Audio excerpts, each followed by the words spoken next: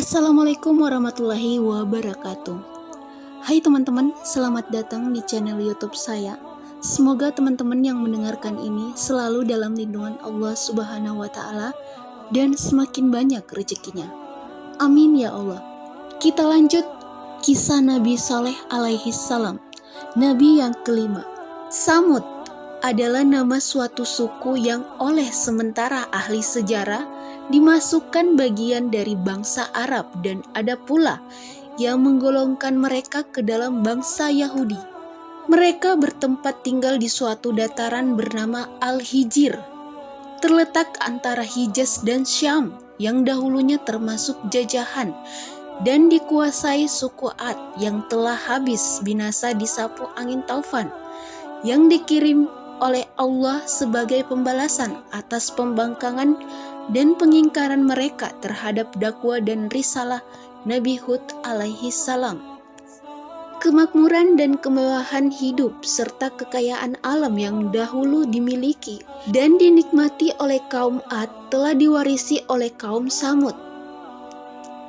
Tanah-tanah yang subur yang memberikan hasil berlimpah ruah, binatang-binatang perahan dan lemak yang berkembang biak, kebun-kebun bunga yang indah-indah, bangunan rumah-rumah yang didirikan di atas tanah yang datar dan dipahatnya dari gunung.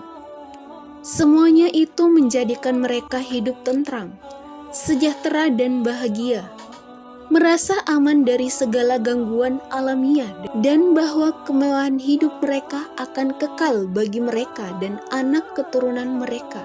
Kaum Samud tidak mengenal Tuhan. Tuhan mereka adalah berhala-berhala yang mereka sembah.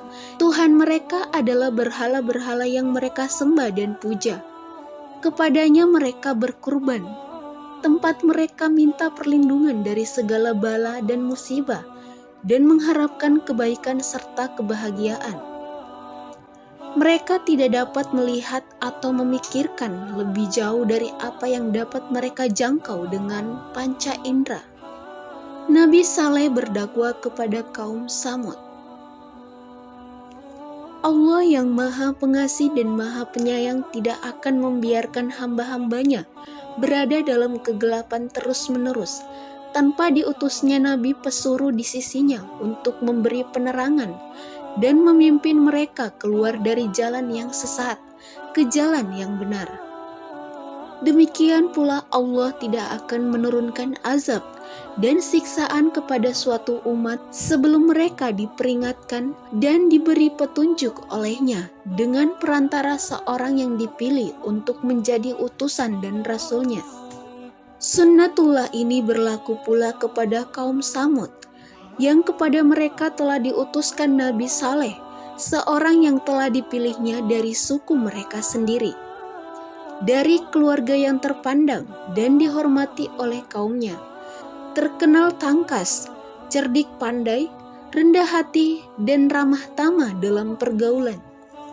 Dikenalkan mereka oleh Nabi Saleh kepada Tuhan yang sepatut mereka sembah, Tuhan Allah yang Maha Esa, yang telah mencipta mereka, menciptakan alam sekitar mereka, menciptakan tanah-tanah yang subur yang menghasilkan bahan-bahan keperluan hidup mereka, mencipta binatang-binatang yang memberi manfaat dan berguna bagi mereka, dan dengan demikian memberi kepada mereka kenikmatan dan kemewahan hidup dan kebahagiaan lahir dan batin. Tuhan yang Esa itulah yang harus mereka sembah, dan bukan patung-patung yang mereka pahat sendiri dari batu-batu gunung yang tidak berkuasa memberi sesuatu kepada mereka atau melindungi mereka dari ketakutan dan bahaya. Nabi Saleh memperingatkan mereka bahwa ia adalah seorang daripada mereka, terjalin antara dirinya dan mereka ikatan keluarga dan darah. Mereka adalah kaumnya dan sanak keluarganya, dan dia adalah keturunan dan sesuku dengan mereka. Ia mengharapkan kebaikan dan kebajikan bagi mereka, dan sesekali tidak akan menjerumuskan mereka ke dalam hal-hal yang akan membawa kerugian, kesengsaraan, dan kebinasaan bagi mereka. Ia menerangkan kepada mereka bahwa ianya adalah pesuruh dan utusan Allah, dan apa yang diajarkan dan didakwakan kepada mereka adalah amanat Allah yang harus Dia sampaikan kepada mereka untuk kebaikan mereka semasa hidup mereka dan sesudah mereka mati di akhirat kelak.